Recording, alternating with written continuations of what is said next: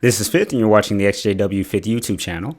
On today's episode, I'll be speaking with Ben. Ben is a former Jehovah's Witness, also a former elder and pioneer. He even worked with the writing desk in the Australian branch of Jehovah's Witnesses, and several of his articles were actually published in the Watchtower and Awake magazine. So, Ben, first of all, just really want to welcome you to the channel, and thank you so much for taking time out to speak with me.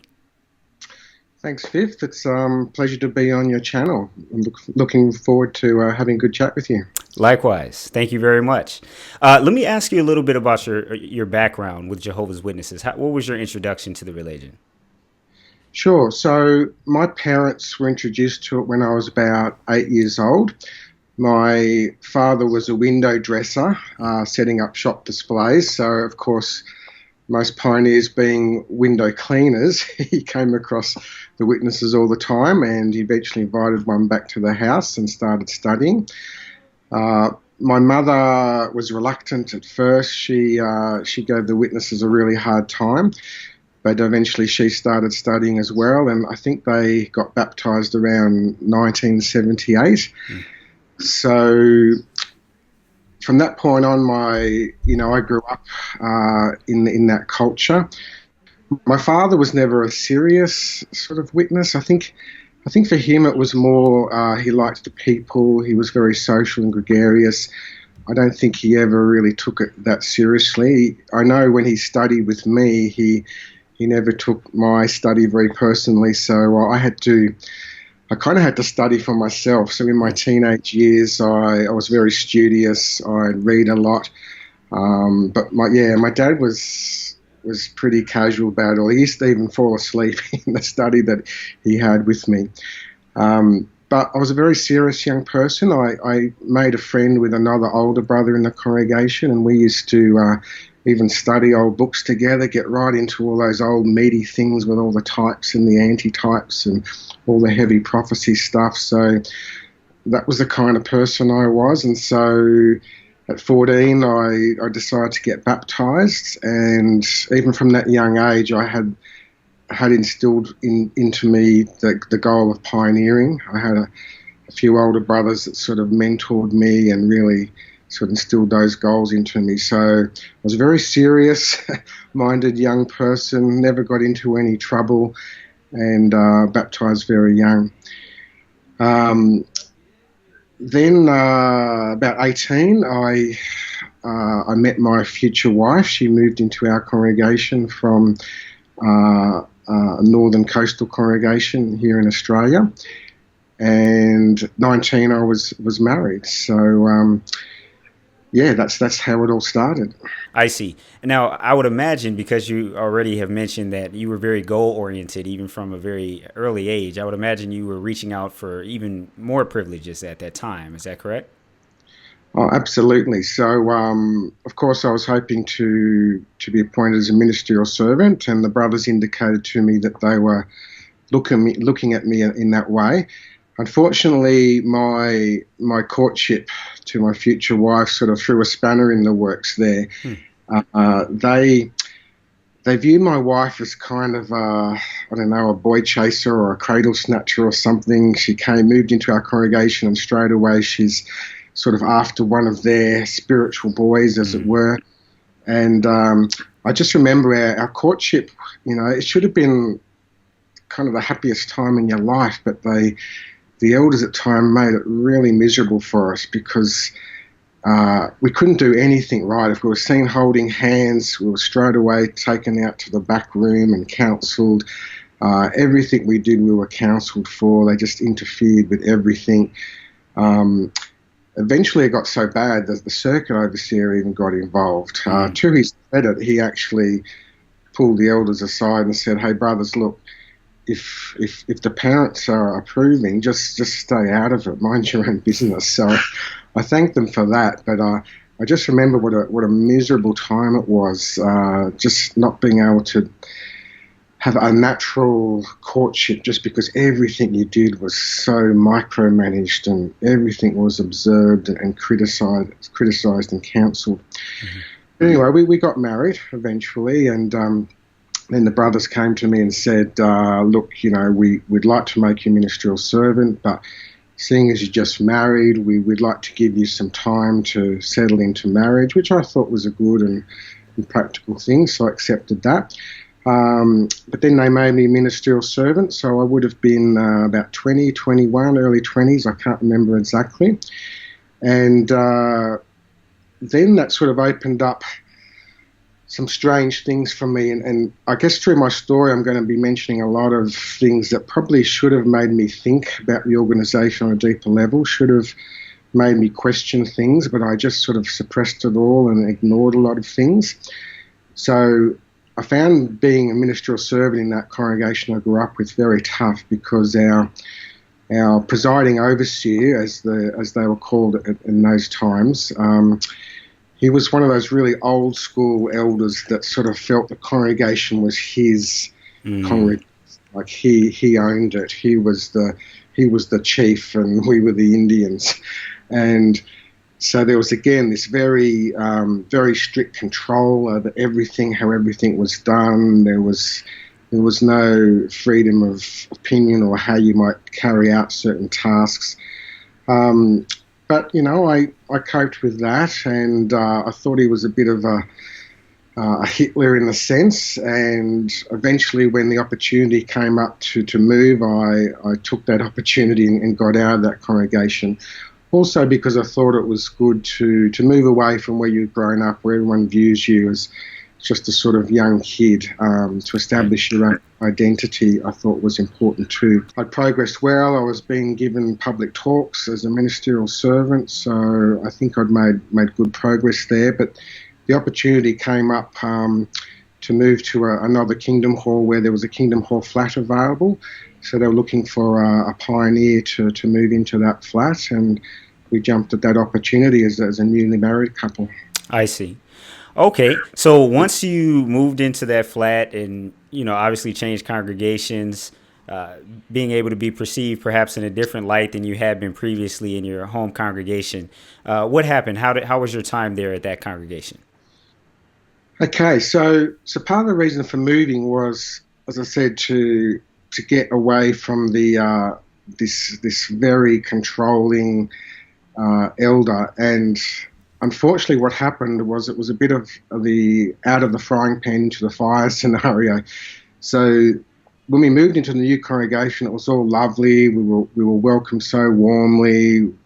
The presiding overseer there said, how much he appreciated having us there. But that only lasted for a very short time, and then his true colours came to the fore, and I realised that he was an even worse man than the man I'd left. I have to put this in context and say that, I've worked with many, many wonderful elders over the years, so I don't want to portray a wrong picture. Many of these elders I've worked with have been very loving, very genuine men, but over the time there has been some real bad ones, some bad eggs in that mix, and this one was probably one of the worst.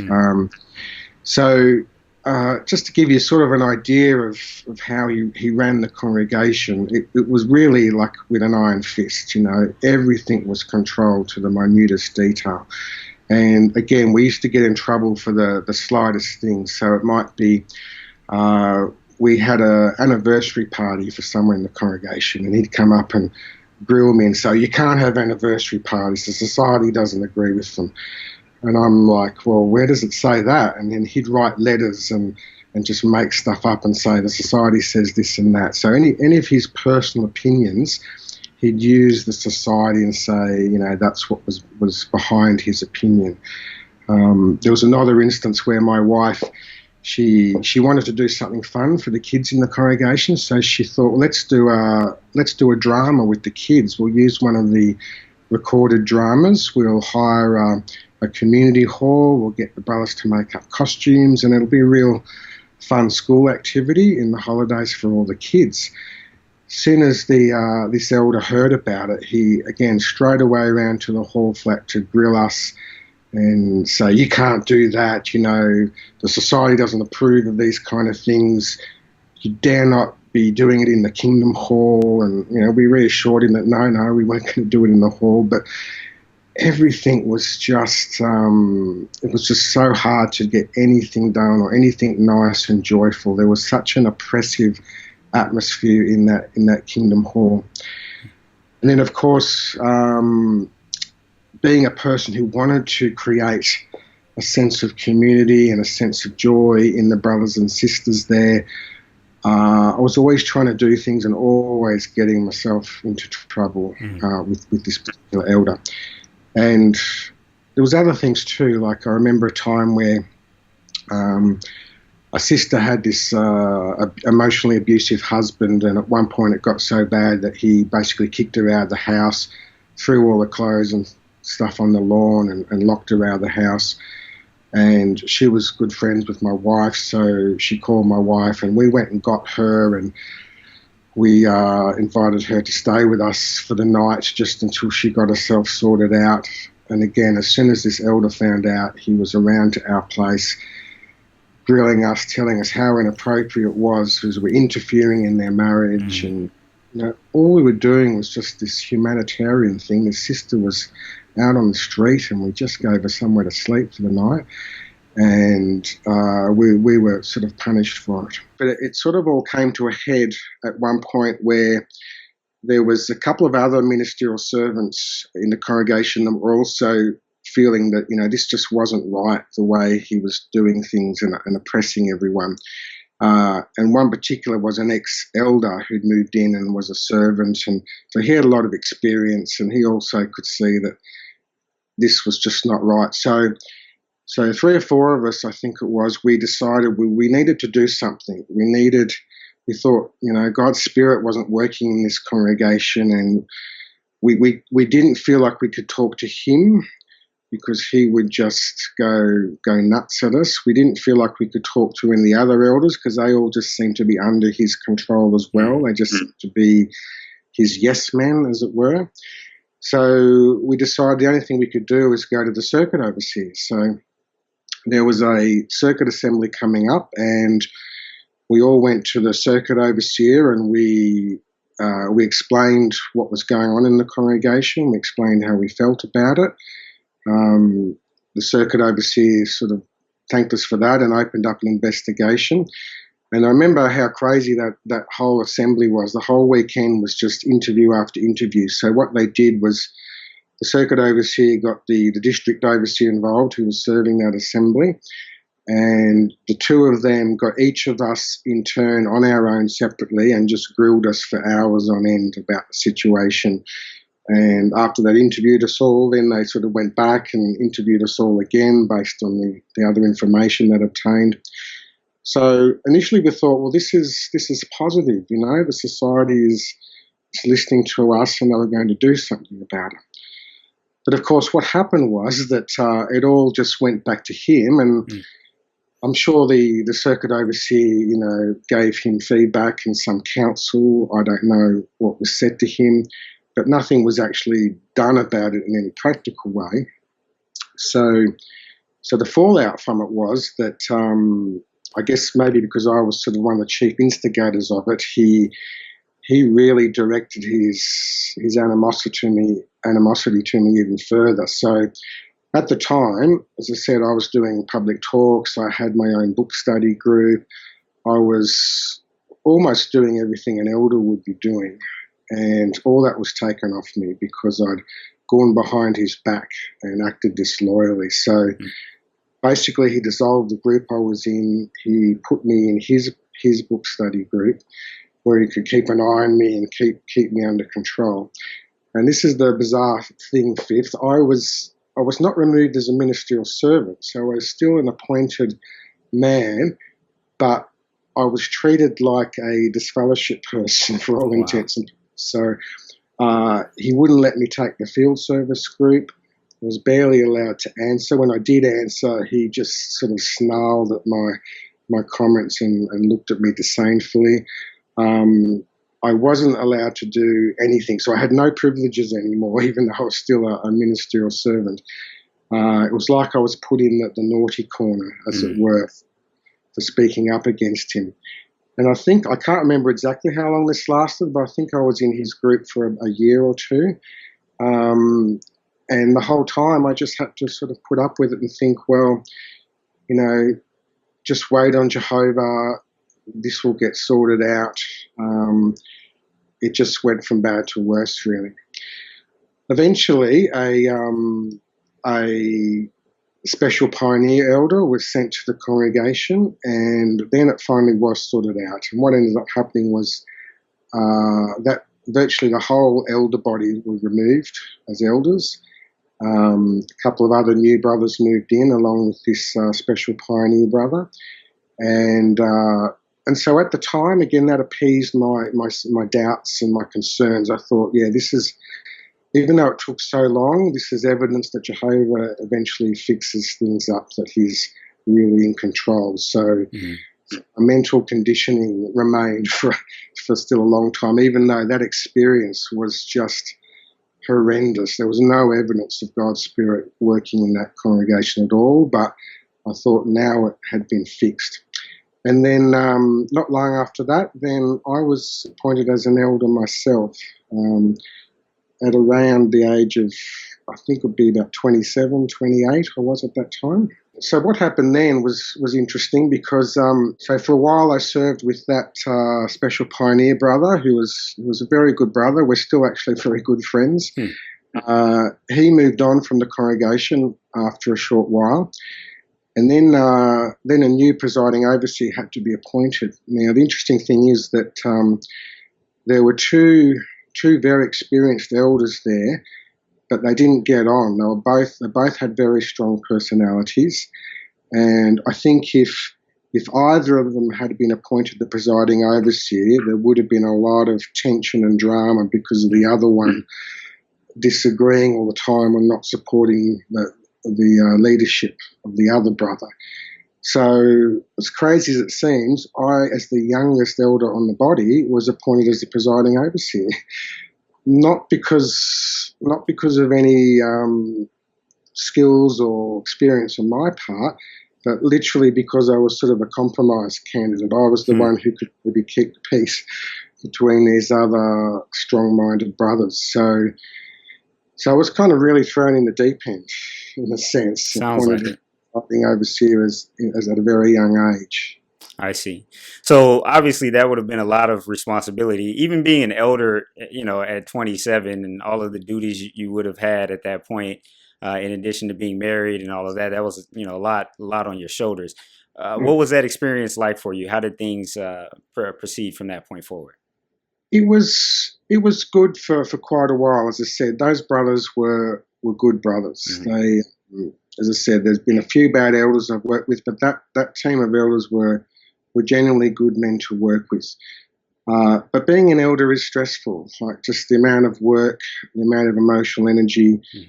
Because I was also living at the Kingdom Hall flat, because I was pioneering as well, it was like I was on call 24/7. So eventually that did wear me down, and I almost had what you might call a nervous breakdown in a sense. And I eventually moved out of that Kingdom Hall flat and to another congregation. But I guess the big thing that stands out to me from that time in my life was just being thrown into this whirlpool of committee cases after committee cases all the time.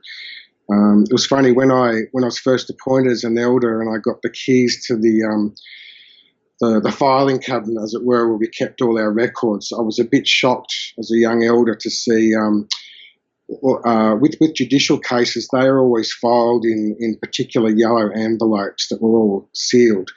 And so the first time I went into this filing cabinet, there must have been, 30 or 40 of these yellow folders, and they were thick with notes, just all the judicial cases over the decades in that congregation. I just thought, wow, there's just so much stuff here. And that didn't stop. During my time as an elder there, I served on, I don't know how many, but it just seems like every few months there was another judicial case.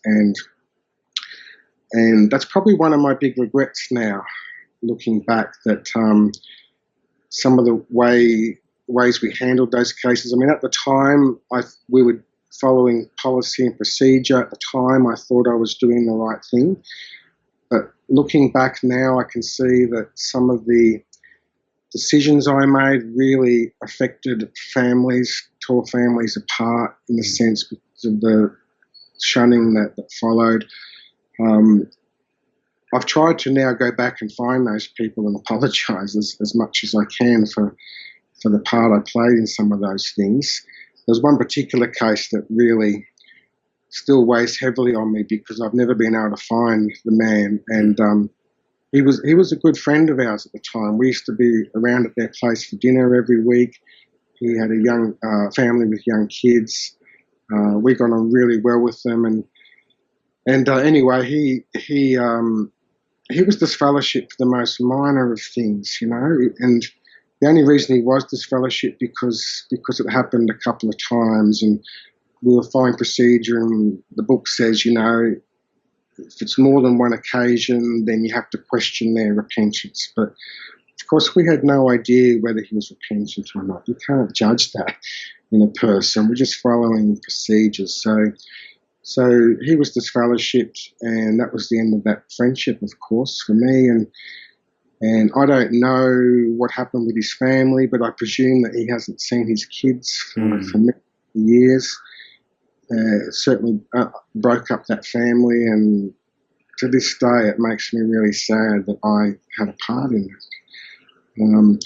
So there were many cases. There was also a case of child abuse. So again, I was only in my early 30s, I think, when I got that one. So again, very inexperienced. I didn't know how to handle that. It was a very difficult case. Luckily, it wasn't a severe case. It was more sort of the early stages of inappropriate touching. It wasn't a full-on child rape or anything like that. But still, looking back now, I can see how ill-equipped we were to handle it. We did what we're supposed to do, which was to ring the branch office, and they gave us some guidelines. We followed those procedures. The man stopped attending meetings, so we didn't really pursue him in the sense of taking judicial action or anything. We just sort of let the matter rest. The thing I deeply regret is that we didn't really give the victim the support that she would have needed. We didn't encourage her to go and get counselling.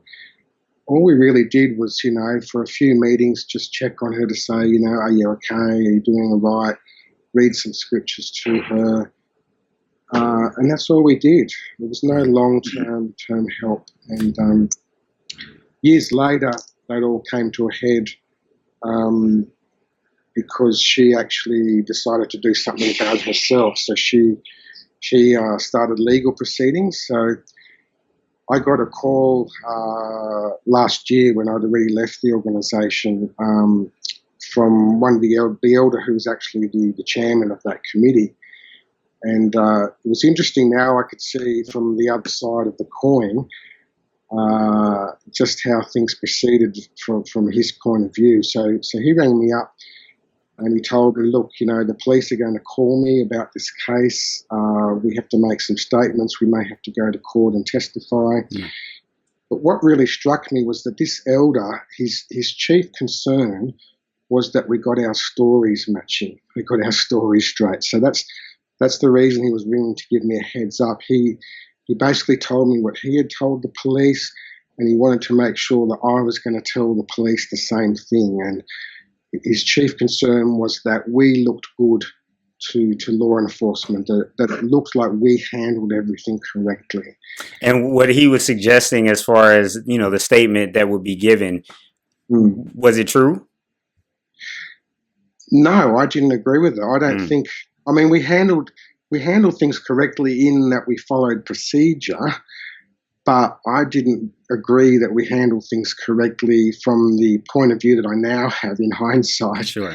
I don't think we could have done anything different at that time because we were only doing what we knew how to do. But looking back on it, I could see that we didn't handle things properly, and I wasn't prepared to say that we did. So when I went to the police, I gave them quite a different statement, and I told them how I felt from my current perspective. But that went to trial, and then the man was dealt with, and he was found guilty, and so that all turned out well. But yes, just really opened my eyes up to the fact that my other elders on that case were more concerned about how the organisation looked versus what we did for the victim.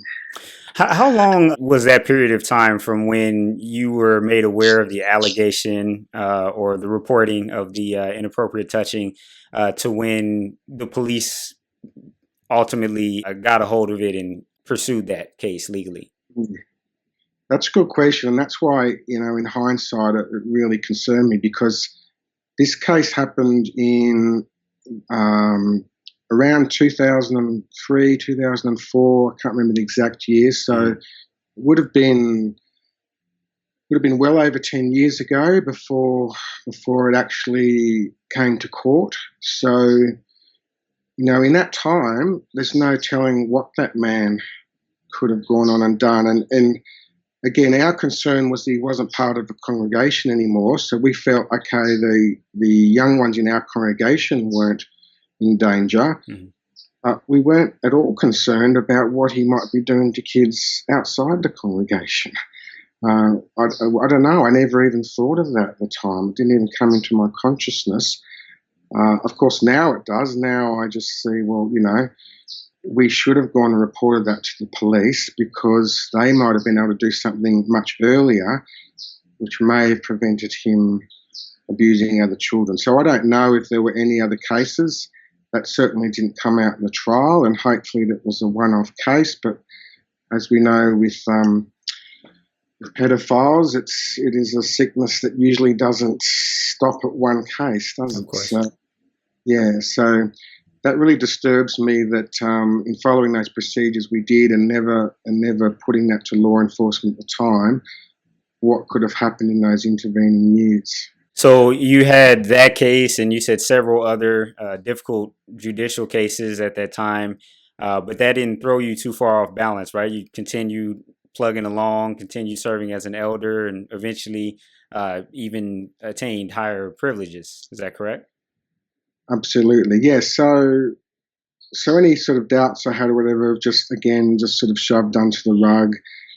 Just carried on serving loyally, again, being a very serious-minded elder. So eventually I was giving talks on the circuit and district convention level.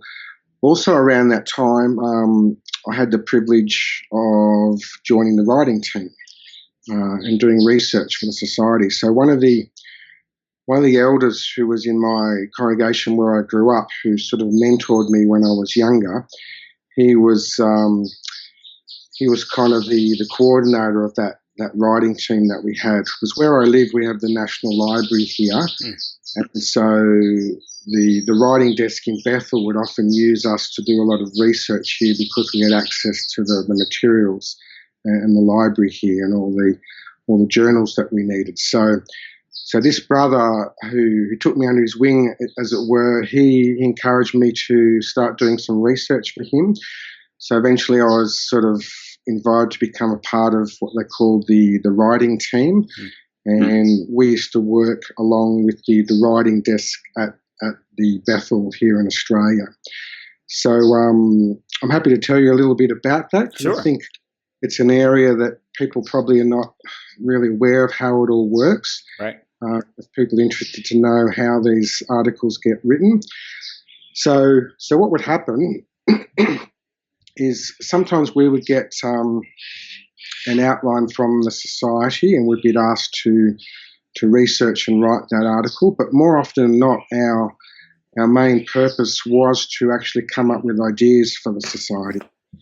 So we would talk amongst ourselves, talk to circuit overseers, have our ear to the ground as to what, things happening in the congregation, and see what concerns the brothers had.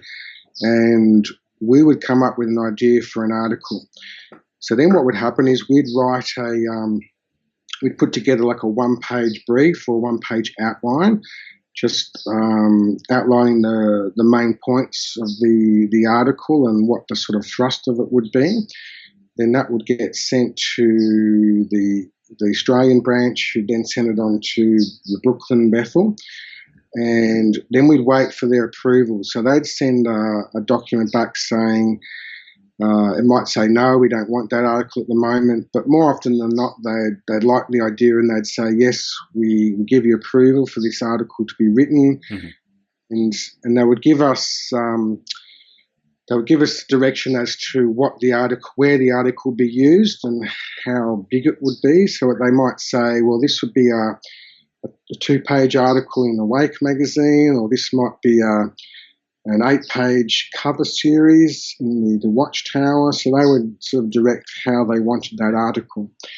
And often they would have other brothers in other writing teams around the world also at the same time working on a similar subject, and then they would often combine the 2 articles or the different amounts of research into one article. So that's kind of how it worked. Then once we got the approval for the article, then we'd get stuck into research. So we sort of had an idea of what we wanted to say and the points we'd want to make. We'd go and research and find sort of material or evidence to support the things we were trying to say, support the arguments we were trying to make. And this is where I learned, looking back now from my perspective, just how poor the society's academic credibility is, in a sense. So at the time, I was very impressed by the thoroughness of how we did things. So even just for a couple of pages in a magazine, we would send in a very thick binder of all the photocopied articles that we'd researched and that we were quoting from, and it all looked very thorough and academic. But looking back now, I can see it wasn't, because what we were actually guilty of doing was just basically using confirmation bias all the time.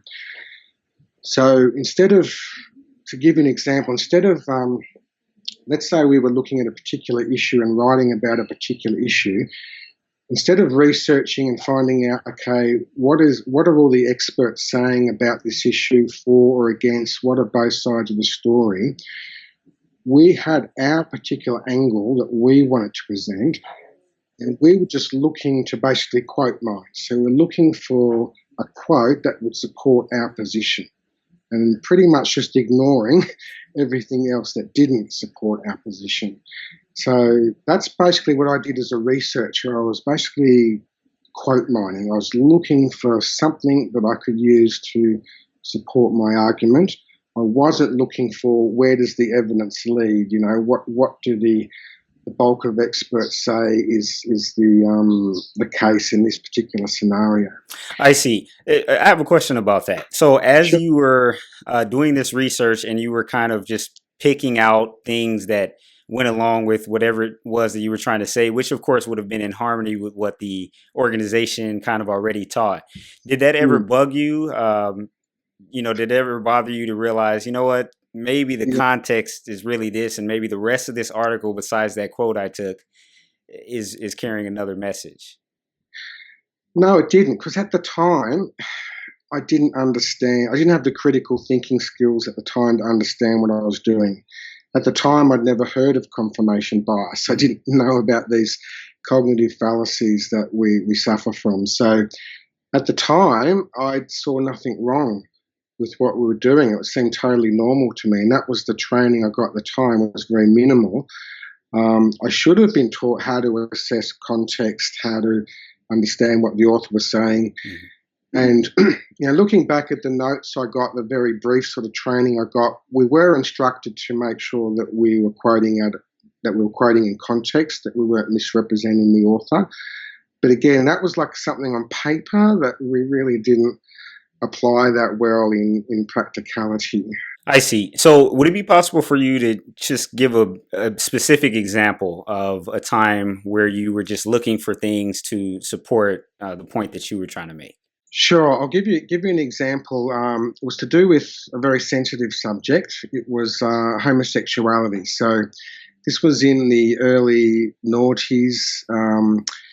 at the time there was this idea floating around that homosexuality was a genetic thing, that people were sort of born that way, so they couldn't help being homosexual. So we were writing an article to sort of investigate those kind of things. And of course, the thrust of the article would be that, it doesn't matter if you had genetic tendencies, you could still fight those things. It'd be like if you were genetically disposed to be violent or to be alcoholic, you could control those things. So it didn't matter if you had tendencies. But this idea that it was a genetic thing, I guess was maybe a little bit, could be potentially damaging to the society's position. So we were trying to suppress that idea as much as possible. So anyway, in the research, I was tasked to find out, what was the scientific evidence behind this? Was there a genetic factor? So I looked up a lot of the scientific journals, a lot of the studies that were being done at the time, and the evidence was not clear. The evidence was that there's definitely some kind of factor there that people do grow up from a very young age having this sexual identity where they're attracted to the same sex. So that was definitely clear. But what I did was, when I was looking at the studies, I found out that most of the studies were actually funded by organisations that supported gay rights. So I took that as meaning, okay, these studies are not valid. So I basically put the case forward that none of this science can be trusted because the funding comes from someone who's biased. And so that was basically the thrust of the article, that we just ignored all the evidence because the science couldn't be trusted because of where the funding came from. And, to a point, that's a valid argument in the sense, yes, there may be some biases in the research and that needs to be taken into account. But we just ignored all of the actual data, all of the actual evidence that was uncovered because of this perceived bias that we couldn't actually prove was there. It was just that, the wrong people were doing the funding. So I think that's a good example of how we would find information that supported our argument. And even if we found evidence that didn't support it, we would try and write that evidence off in some way as not valid because it didn't fit with our viewpoint of the world. That's very ironic because clearly the way that you guys were going about doing your research and, finding things to support your argument would have been very biased. But it's very difficult to make that correlation when you just assume that everything on this side is correct and this can't be called into question. But, somebody's up to something on this side and they're trying to, pull the wool over our eyes. Well, when you think you have the truth, then you don't think you're being biased, or you don't think the bias matters because it's the truth. So whatever bias there is a right bias. Sure. It doesn't matter. The other thing I would point out is that I thought was interesting was we were directed to write to a certain audience. So the articles were written from the point of view of a sort of mid-grade high school, sort of a 14, 15-year-old level of reading. So that's what it was sort of targeted towards. So it seemed like very thorough and academic, but it was kind of dumbed down a little bit towards a sort of more teenage kind of audience. And we felt that was sort of more representative of the whole target audience, from young ones to older ones, that we were trying to approach. And it's interesting looking back now at the material the society is producing. I don't know how much has changed since then. I don't know if the direction is different because I'm out of the loop there now. But I would say that dumbing down process has just gone to an extreme now when I look at the material that's being produced. When I compare the articles that I was writing, which were, I guess, they weren't long-form journalism, as you might see in a proper academic journal, but when you did a cover series, at least you were sort of getting into some meatier aspects of the subject, because you had 2 or 3 articles over maybe 8 or 10 pages where you could really develop a theme and get into more detail. And you compare that though to the older magazines from the 50s and 60s, it was much shallower, much less in depth in those times. But now it's gotten even worse. I mean, they've cut the size of the magazines to literally half, and there's no depth to these articles anymore. And in fact, what I notice is that most of the actual content now is charts, pictures, cartoons, illustrations. It is all just graphic in nature. The actual amount of text, I think, would probably be reduced to a quarter of what we would have actually written in terms of text for those old articles. Right. So you're able to see that now with your current perspective, right? You see to what extent they're dumbing down the information, and many times that is a criticism of the articles, is that they speak to the audience as if they're children, and now it sounds like that was very purposeful in nature. Yeah. The other thing too is that I remember society never liked to publish articles on subjects that they were uncomfortable with, or that could be in any way controversial. So I remember there was a couple of outlines I submitted which didn't get approved. One was an outline on alternative medicine. So I wanted to. It's something that always bothered me, and it's one of the things that helped me wake up later on was just how many of the brothers and sisters were always pushing these really strange pseudoscientific alternative remedies for things, whether it was homeopathy or chiropractic remedies, or just, I don't even know what half of them were sometimes, but there was one brother in our congregation that used to have a special machine that ionized water in a special way and made it into magic water, if you like, and it could cure everything. So there was always these bizarre remedies, and all the brothers would jump onto these things, these bandwagons, and it really disturbed me because even though I didn't have critical thinking skills at the time, I was always passionate about science. I did very well at school with mathematics and science, and I could see that a lot of this stuff was pseudoscientific nonsense, and it disturbed me how brothers could really fall for all this stuff. Right. So I wanted to write an article just looking at the dangers of alternative remedies, and it wasn't going to be an article attacking it per se, just taking an approach of just weigh up the evidence carefully, just look into it a bit more thoroughly, don't just be gullible and accept these things. And I think at the time it was just too controversial. The brothers just didn't want to go anywhere near it. And I think because probably 90% of the brothers in Bethel were on some kind of alternative remedy at the time, including the brothers that probably had to approve that outline, so it was never going to get through.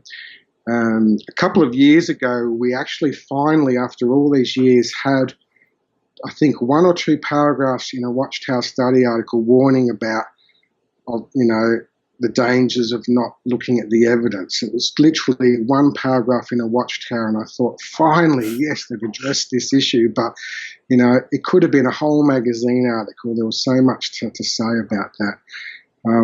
There was another one I wanted to write about propaganda, because, again, even though I didn't have the necessary schooling, I forgot to mention. So when I was, excuse me, as a young person, when I finished high school, I, of course, started pioneering straight out of high school. I got a very good tertiary entrance score. I could have gone to university and done practically anything I wanted to, but, of course, I sacrificed all that for pioneering. And I was even interviewed at an assembly at the time. I was put on the platform and put out as a good example. Look at this young brother. He's had very good academic achievements, but he's sacrificing a career and a university degree to go and pioneer.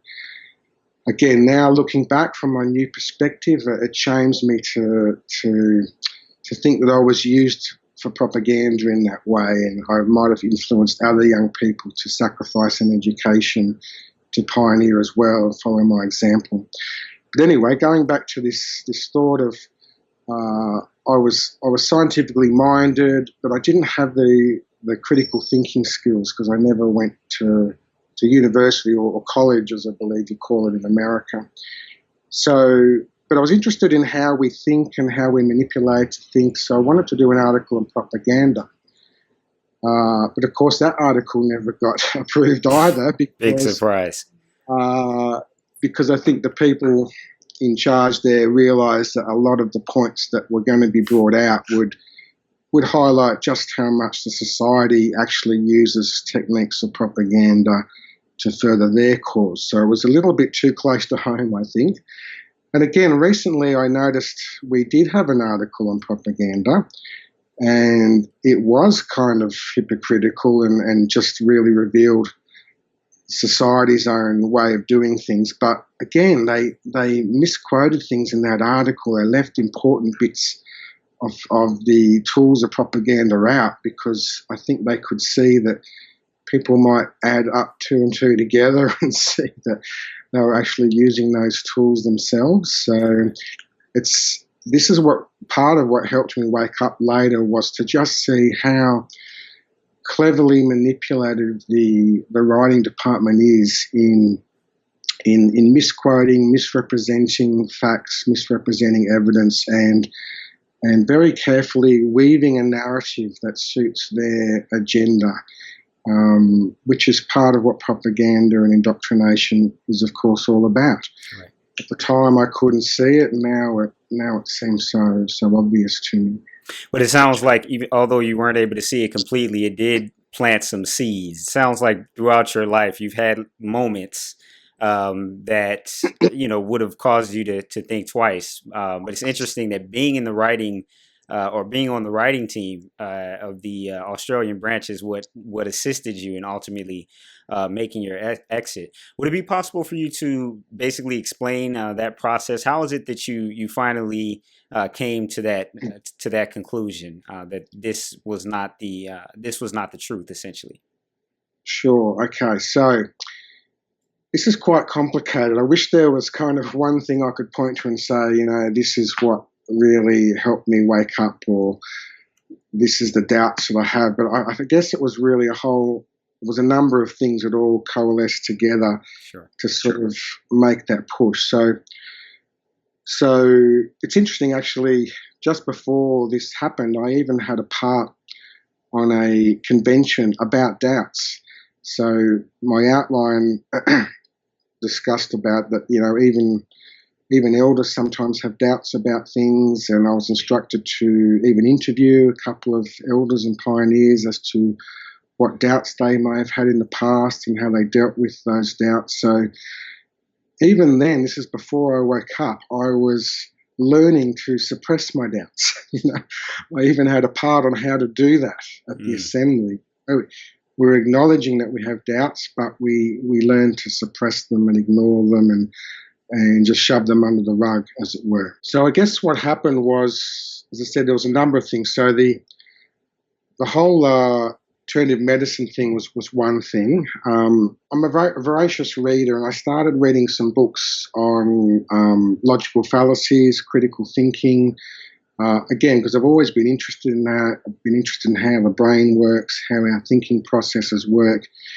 And what I started to see was that when I learned about logical fallacies like confirmation bias, selection bias, ad hoc arguments, arguments from authority, I could see how they all applied to alternative medicine. I could see why people were gullible in accepting a lot of those things and all the logical fallacies involved in how those things were sold and presented.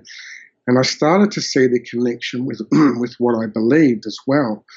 And I started to think back to what I did in the writing department, and I could see that how much confirmation bias and special pleading and other problems were very much a part of my work.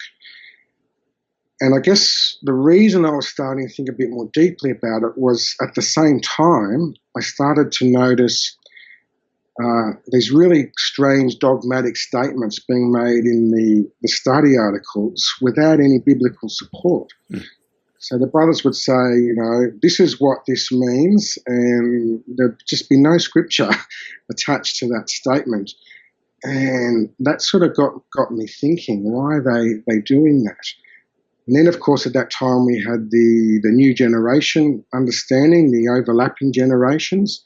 So I think there was a statement in that article that said something like, Jesus evidently meant there were two groups of people, and this is how they explained it. And again, there was no scriptural basis for that. In times past, I remember whenever they'd come out with a new light or a new point, they'd spend the whole Watchtower establishing and leading up to that point. So they'd be proving with scriptural references and context and everything. They'd put a lot of time into establishing this new idea. Mm-hmm. Some of these recent magazines, they just, here's our new explanation, and just like, you just got to accept it. Just evidently, that's what Jesus meant. There was no need anymore to provide context or scriptural evidence for anything. Mm. So that started to disturb me. Around the same time, we had that article on the types and anti-types. I don't know if you remember that. Oh, yes. Basically, they said, well, look, brothers, we just went totally overboard with this over the years. We're not going to say that anything's, say, type and anti-type anymore, except that when the scriptures actually say it is. Now, in one way that was disturbing, because as I mentioned, as a young person growing up, that's part of the truth that always fascinated me. All these intricate connections, these types and anti-types and these prophecies were something that I always was fascinated by, and that to me was like the deeper things of the truth. That was what made our understanding of the Bible so much deeper than Christendom's understanding. And now the brothers were saying, we're just throwing all that out now, like everything that made us unique and different, we're just throwing that on the scrap heap. And so that's where I sort of thought, I can't buy this idea anymore that this is sort of some progressive new light all the time. Right. And what particularly disturbed me about it was they didn't expand on the implications of what that would mean. So for instance, they gave a couple of sort of minor examples, but then when you think about it, just about every doctrine we had was based on a type-anti-type thing. And one doctrine in particular is, of course, the prophecy in Daniel about the great tree and Nebuchadnezzar's rulership. And again, that was a type and anti-type for God's kingdom. And that's how we get to the whole 1914 thing with the chronology and everything. So for me, I sort of thought through the implications of getting rid of the types and anti-types. And I thought, that means that we can't use that tree, Nebuchadnezzar's tree, to prove the chronology that leads to 1914 anymore, because that's a type-anti-type, and the Bible doesn't say that we should view it in that way. But of course, the brothers just avoided that subject entirely and didn't mention it, even though they said that we're not going to rely on types and anti-types anymore. So then I started thinking about, that got me thinking about the whole 1914, that we keep having to reinvent the explanation of what a generation means. And it occurred to me that we're just playing word games. We just keep reinventing what Jesus meant when he said this, when it should be obvious what he meant. He's the greatest man who ever lived. He's the greatest communicator. He's the great teacher. We had books called The Great Teacher, and yet we couldn't just take him at face value. He couldn't communicate as a great teacher what he actually meant. We keep having to reinvent it. So I guess that's where I first gave myself permission to think, now I need to go back and look at everything I believe and really test it properly. I really need to make sure that I'm not falling victim to some fallacy, to some confirmation bias. I need to go back to square one and reprove to myself all these doctrines. Were you still working with the writing team at this time? No, Okay. that stopped that stopped a number of years ago when I moved congregation, so we didn't discuss that. But after, I think I lived in that Kingdom Hall flat for 14 years, and as I said, it just ground me down. I was suffering emotionally, financially, many other ways. I just sort of had a nervous breakdown. So I moved to a new hall. I resigned as presiding overseer. I just went back to having sort of minimal privileges that I could cope with. I still served as an elder, but I gave up pioneering. I just sort of needed to lighten up all the things I was working on. So around that time, I'd also stopped working for the writing team. I just couldn't cope with it anymore. I couldn't find the motivation to do that work anymore. So I'd given that up. I see. So at this time, although you weren't on the writing team, you were still serving as an elder when you were making all of these discoveries. Absolutely. So it was also around that time that the Australian Royal Commission came out. That's why I said I can't pinpoint any one thing that woke me up, because it really was a whole range of things that all came together. So I remember watching the testimony of Jeffrey Jackson, and I was just dumbfounded. You know, I was expecting to see some amazing defense of the truth, and even when I was, as I said, I went back to all the things I believed, and I tried to reprove it to myself, not in the sense of trying to prove it false, but in the sense of I need to shore up my faith here. I need to reconvince myself of what I believe. I went in wanting to prove that it was true and did my best to prove it was true, but having the critical thinking skills to be aware of if I was just conning myself. And so the same thing when I approached the Royal Commission, I was really expecting to see some evidence now that, because at this time, this is the first time we'd seen the governing body members. We never used to even know who they were, and I used to be proud of that fact that we don't even know who these people are. They're not in the limelight. And of course, when they started JW Broadcasting, they did come out in the limelight, as it were, and we got to know them. Initially, that was good. They seemed like really nice and genuine, and it was nice to see them joke around and have fun, and they seemed like really down-to-earth people.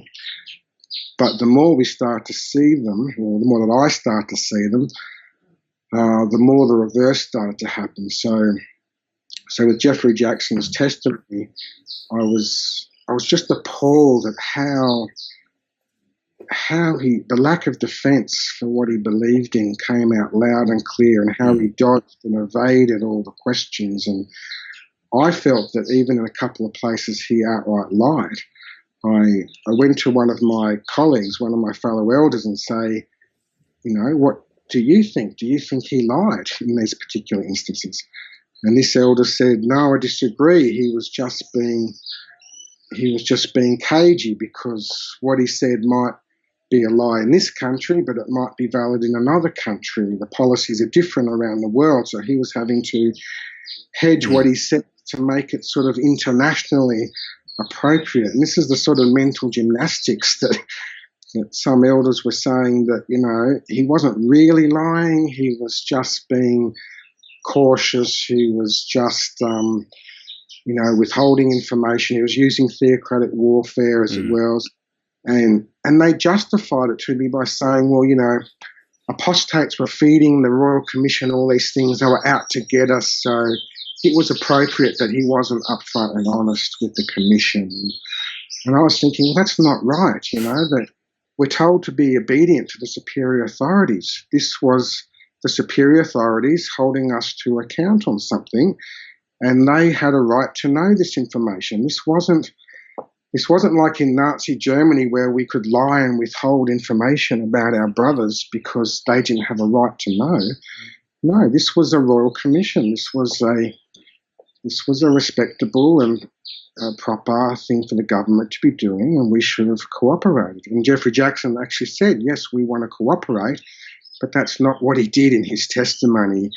I couldn't believe how many times he said, that's not my department. I have knowledge of that. Right. He's a governing body member.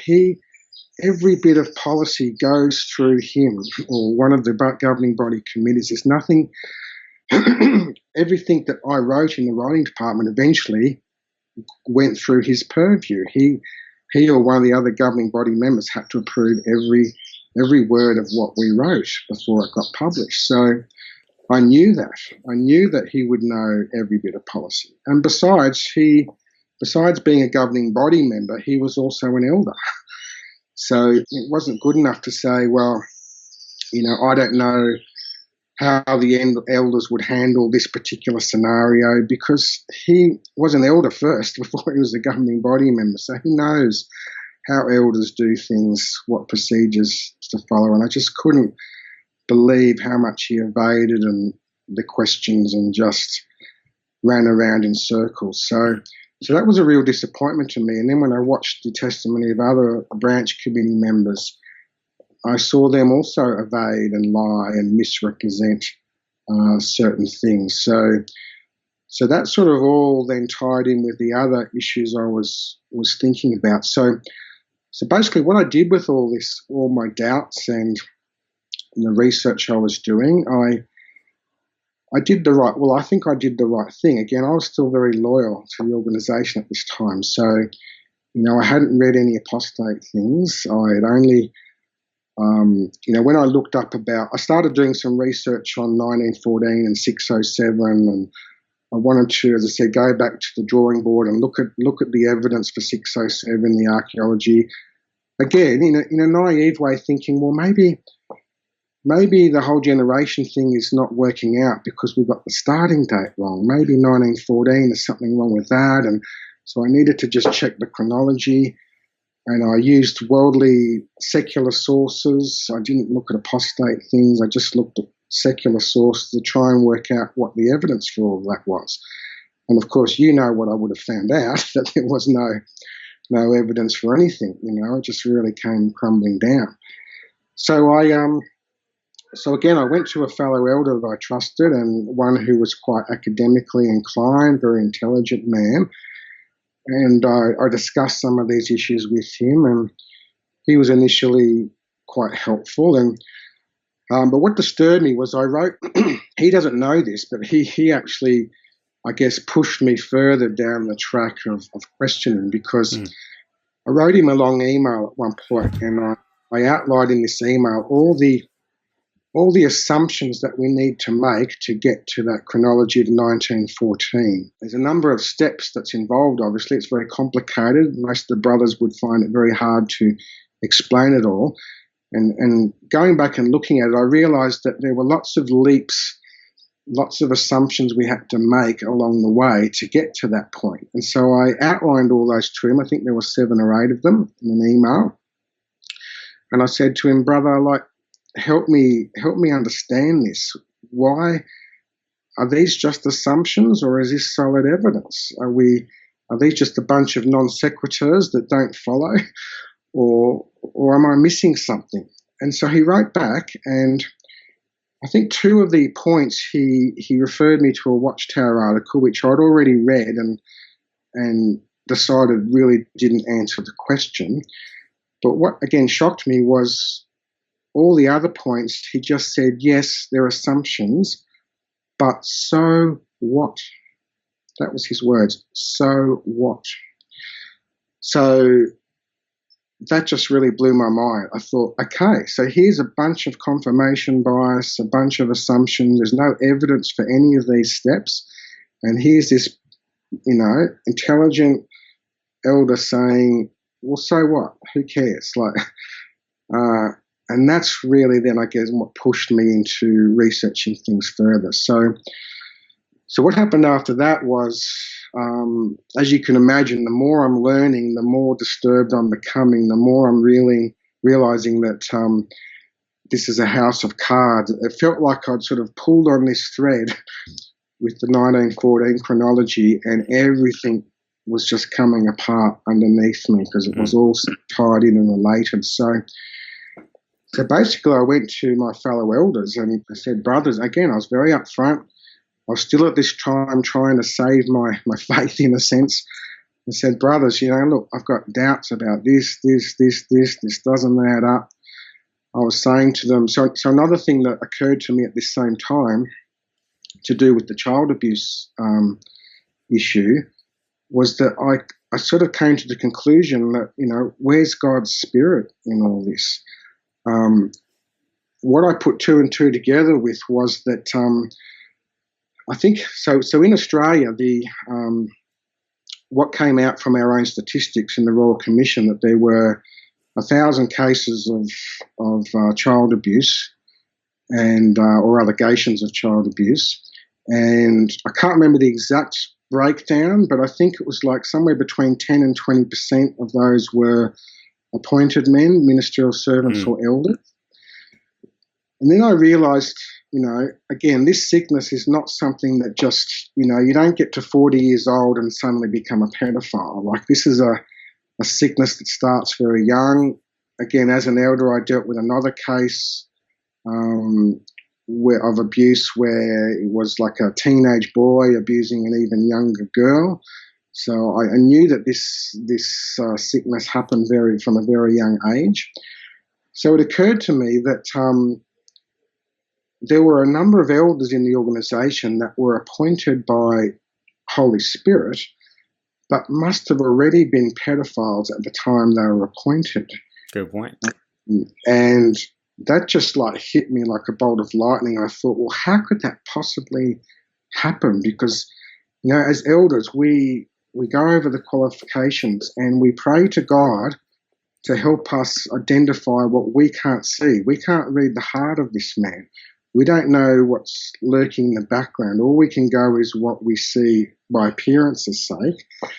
And so the whole point of praying over the brother and talking it over with the circuit overseer and sending the recommendations to society, the whole point of that whole procedure is supposedly to allow the Holy Spirit to make that appointment. The Holy Spirit is supposed to, put something in the mind of some brother along the way to say, hang on, I've got a bad feeling about this. We need to look into this more. There should be some warning sign the Holy Spirit should have given us not to appoint this brother.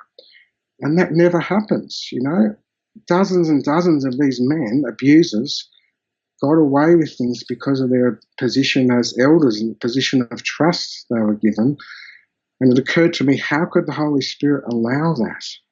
How could Jehovah, who apparently protects his sheep, allow predators to get into positions of authority like that? So from that point on, I really started doubting that there was any spirit involved. And I started reassessing everything in my life because, again, over the years I'd sort of seen Jehovah's hand in my life, as it were, but I realised that it was another form of confirmation bias. I was interpreting events in my life as if Jehovah had somehow done something for me, when in fact it was due to my own efforts. I realised when something good happens, it's because I worked towards it, or when something bad happens, it was because of failures on my part. But I'd interpreted certain events in my life as answers to prayers, or God doing something for me. And looking back now, I could see, again, it was just my interpretation, my biases coming into play. It wasn't reality. So anyway, getting back to the point, I went to the body of elders and I said, brothers, I'm having problems with all these issues. And, the first meeting was really nice. And again, these are brothers, I have to say, this team of elders I worked with, they were good men. And I still hold them in quite high regard on the whole. But, they were good. They were willing to listen. They were patient. They were kind with me for that first meeting. They even acknowledged that they too had some similar doubts, that they often struggled with similar things. But the upshot of the meeting was, well, they didn't have any answers to start with. They couldn't defend the questions that I'd raised. So because they didn't have any good answers, they just said, look, I think the expression they used was, you just got to park it, park all these doubts. So in other words, shove them under the rug, just kind of ignore them, suppress them, and just keep doing what you're doing, trust in Jehovah, wait on Jehovah, all these platitudes that we get, and just kind of suppress all your doubts was what I was told.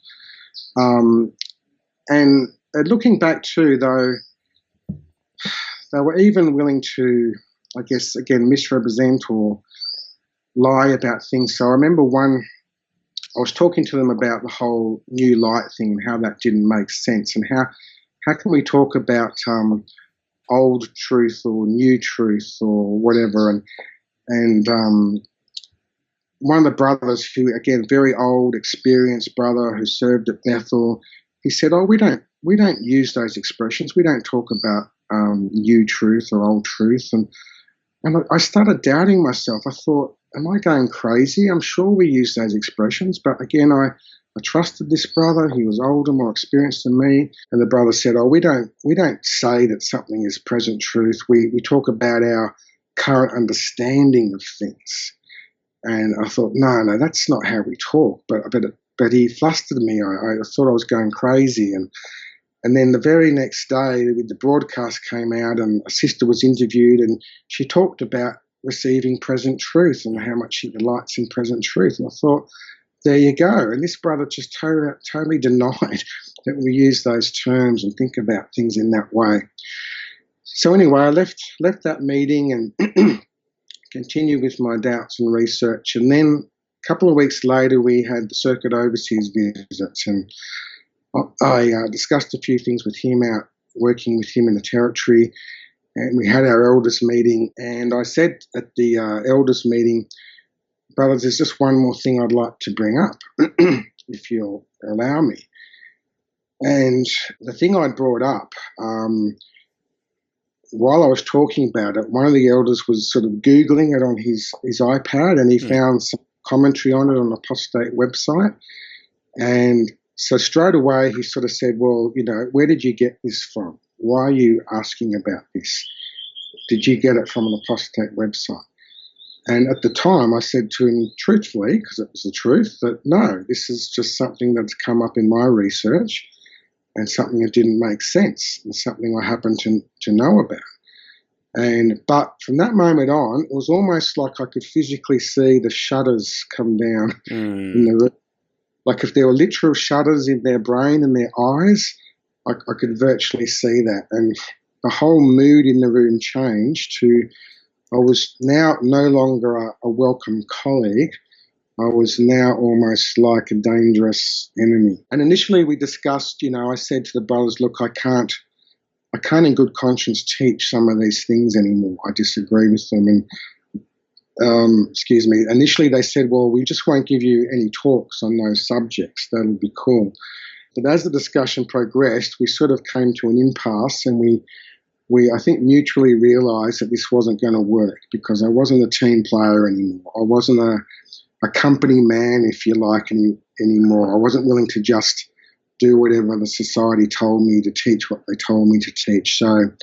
So we mutually agreed that it would be best if I resigned. So I basically resigned as an elder that night, and I went to meetings for a few more weeks after that, and then I just stopped going to meetings. I couldn't stand sitting in anymore and listening to all this nonsense that I was hearing, all this unfactual, incorrect information, this misleading information.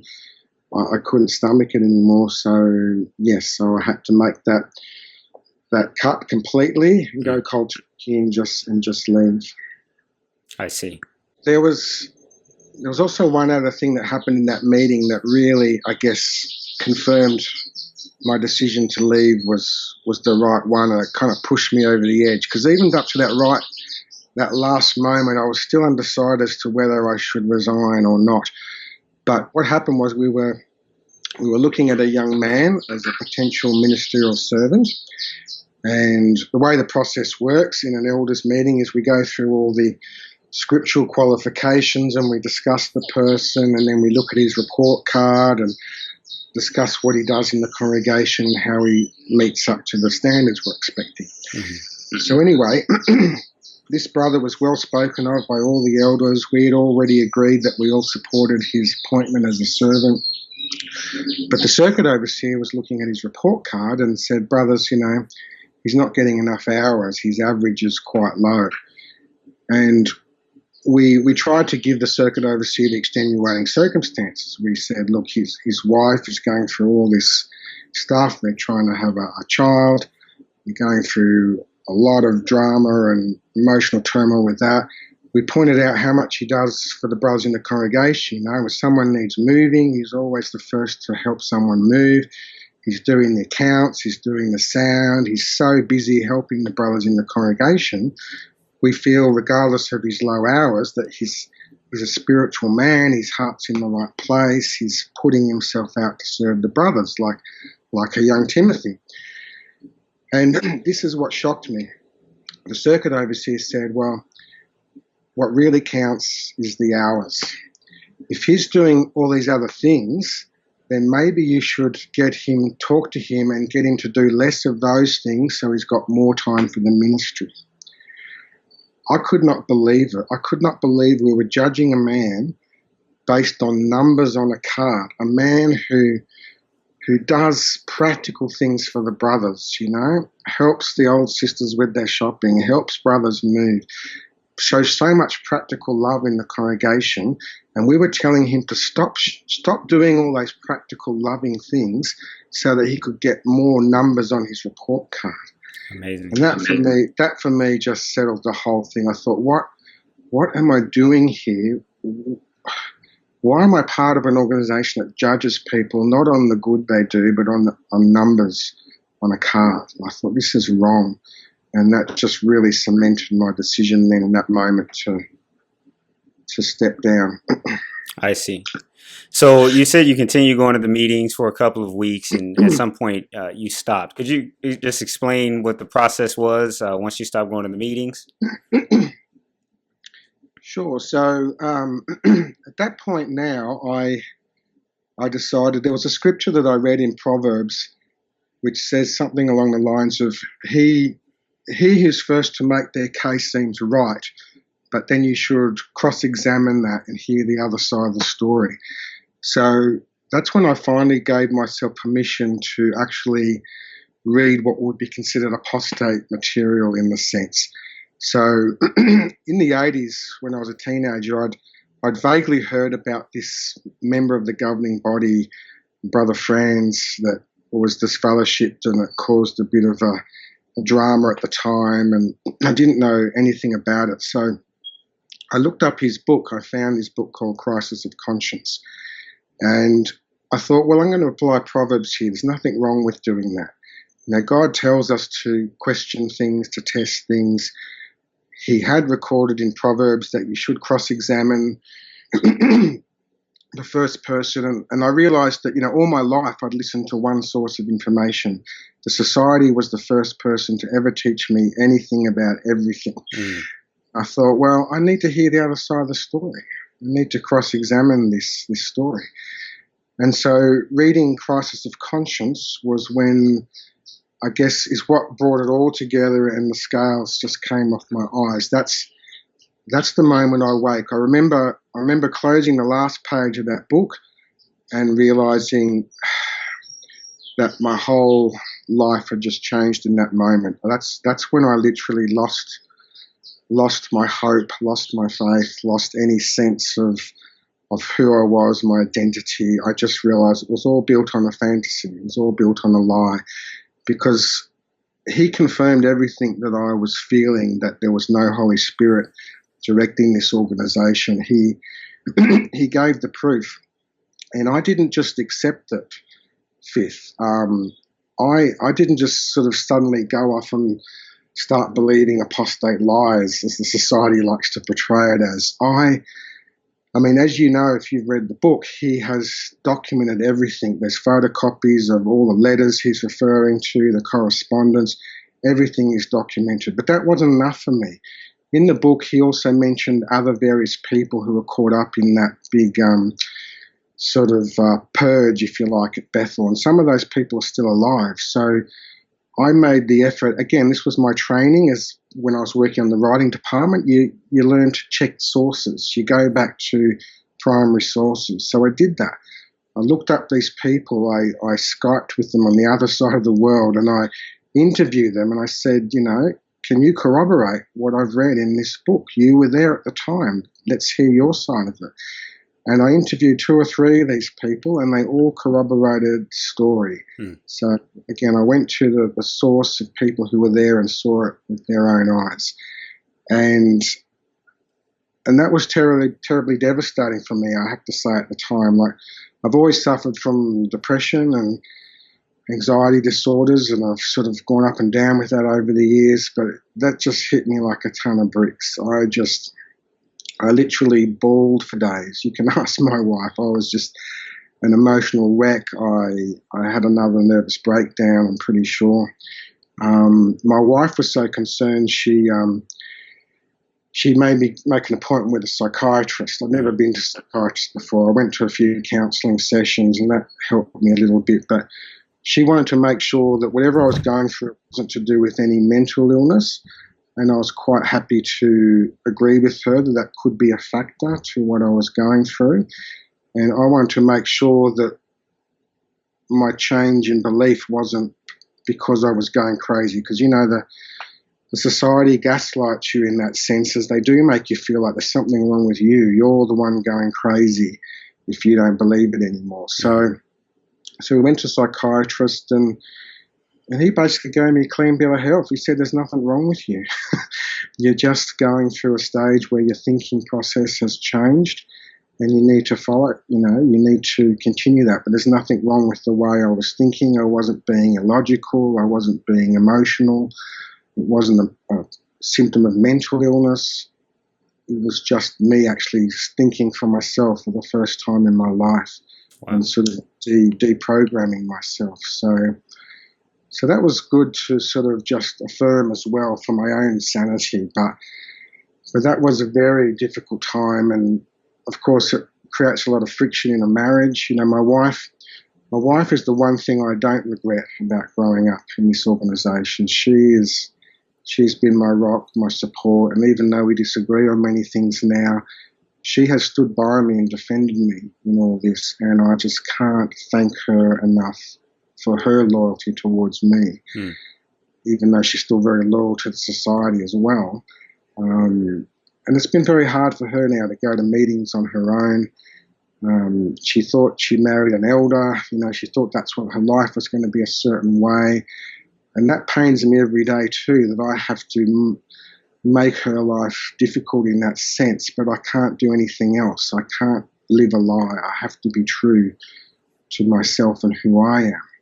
And it's sad that it creates that conflict and division when there's 2 opposing philosophies like that. With the depression, as I mentioned, I'd always suffered from depression, but this was quite a bit more severe than what I experienced in the past. In the past, I'd never had any suicidal thoughts or anything like that. It was just a sort of vague kind of depression where you're just unmotivated and feeling miserable.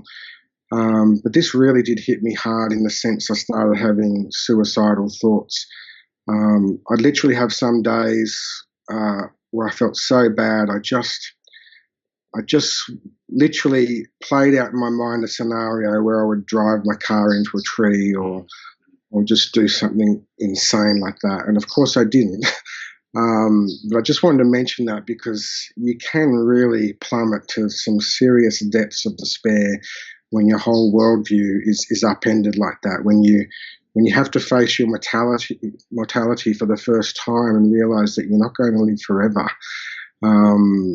That was just wishful thinking, and it changes your perspective on life. And the depression got so bad, but luckily with the help of counselling and my wife and other factors, I was able to get past that, which was good.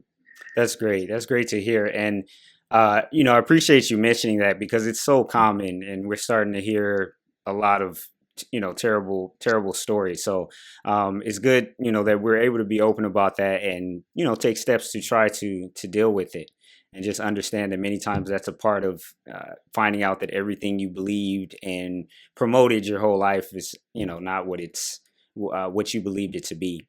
So let me ask you about how you're dealing with all of that now. And I understand you had those thoughts and feelings that you just mentioned previously. How are you able to deal with it at this point? Sure. So I think I've gone past the worst of things. I mean, you have good days and bad days, but I think generally I'm on the up and up now. I'm learning to cope with my mortality. I've learned to appreciate life in a way that I never appreciated before. I think previously you're always thinking, well, whatever's happening now in life doesn't matter because you're in like a holding room. You're waiting for the new system to come, and you're going to be able to enjoy lots of things there. So now I see life in a different way. I see every moment as so much more precious than I ever did before, because this is the only life I've got in that sense, and I have to make the most of it. So now I'm just trying to change my thinking patterns and trying to get out of that sort of rut of depression that you initially go through, and focusing on the more positive things of life and what I want to achieve in this life, because I still am the same person. As an elder, the reason I was an elder is because I wanted to help people. I want to make a difference in people's lives, and I still want to do that. I still want to make a difference in this world and help people make the world a better place. I can't do that anymore in a religious sense as an elder. So now I'm looking for ways in which I can help the community and support my fellow man in more secular ways. Right. And that's great. That's a very good outlook to have. Just try to find practical ways to help people, which we were, somewhat discouraged from doing in the past. Ben, I really appreciate you sharing all of that with me. Obviously, you had so many years of experience at high levels within the organization, and I appreciate you opening up and sharing that with all of us. I will ask you the same thing that I ask all of my guests. For those who are looking at these types of videos, perhaps for the first time, or just starting to have doubts and have built up the courage to watch videos of former Jehovah's Witnesses, what would you say to those people who have not yet decided what they're going to do? I would say don't be afraid to explore the doubts that you have or the questions you have. Whatever you do, don't suppress them. I think that's emotionally damaging. It's not good. It's not a healthy thing for you to do. I think doubts are your mind's way of saying there's something that doesn't add up here, and you should listen to that. Not just suppress it, but you should explore and address it and come to some conclusion about it. So don't be afraid to look at both sides of an issue. Don't be afraid, because society likes to scare us in thinking that, outside information is somehow evil or satanic or whatever. I remember in my last elders meeting, I brought up something about just some kind of secular fact.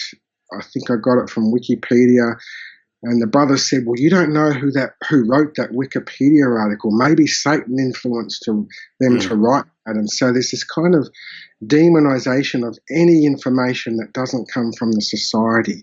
So of course that is ridiculous. Information in itself is not good or evil. It's just information. It's what you do with that. So I'd really encourage people to explore, question everything, research everything thoroughly, research both sides of any issue, and don't be afraid to come to your own conclusions.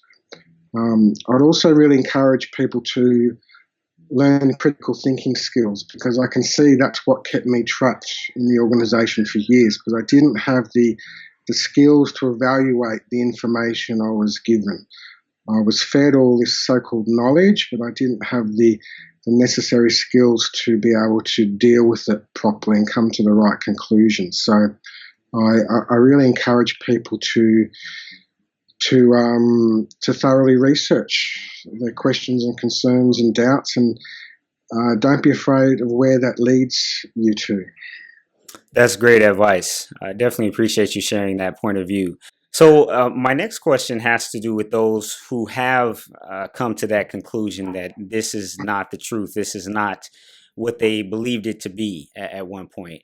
And obviously, we both know it could be a very scary, very emotional time in our lives, may even have some of those dark thoughts. I know I've had them as well. What would you recommend, or what would your advice be, rather, to individuals who find themselves in that situation? Okay, you need a support network. One of the one of the good things about being a Jehovah's Witness, even if even if what you believe might be wrong or the doctrines might be wrong, you have a community, a sense of community, a support network. And if you leave that, then all of a sudden you don't. You're on your own. It can be a very lonely thing. It's hard to cope with on your own. One of the reasons I decided to do this interview with you is because I wanted to add my story to the many others that are out there for people to realize that they're not alone. But I would encourage people to find or to reach out to other people in the same situation. It's good to read stuff on the internet, watch videos, but you still need that one-on-one personal connection with people. So what I've done is I've reached out to a number of people that have left, some other ex-elders who are in a similar scenario to me, and I've established some friendships with them. I've established a new circle of friends, and that has been so helpful to have that support network. When I'm having a bad day, I can just ring them and vent, and because we understand each other, we can really help each other out. So I'd really encourage people to replace the support net they had with a new one. You still need that human connection. I'd encourage people to get counselling or psychological help if they need to, because changing your worldview brings up all kinds of emotions and anxiety. So it's really good to be able to talk all those things through with someone who's sort of independent and not critical of you, and just work through all those issues. And you can come out the other side as a very healthy human being with a new way of looking at things, I think. At the end of the day, never stop questioning anything in life. Just maintain your curiosity. The minute you stop questioning is the minute you stop learning and growing as a person. So I just really want to encourage people to keep learning, keep educating yourself. Don't put questions aside. Keep gaining more knowledge, and just open up a whole new universe of things that you never experienced before when you're under that indoctrination. So, with that, Ben, I would really like to thank you again for taking the time out and speaking with us about your story. I know it's not an easy thing to do, but it's very much appreciated. So, thank you very much. Thanks, Fifth. It's been a real pleasure to be with you and to get my story out there. And I hope it helps someone out there. I hope it helps at least one person to realise they're not alone. And if I could just mention, as I said, I think it's important to connect with people. So if anyone wants to reach out to me, I'm happy to talk to them and help them. I'll leave my contact with details with you, and I'd welcome anyone getting in touch with me if they want to talk about more of the issues that we've discussed. That sounds great. Thank you very much again, Ben. Thank you very much, Fifth, for having me on.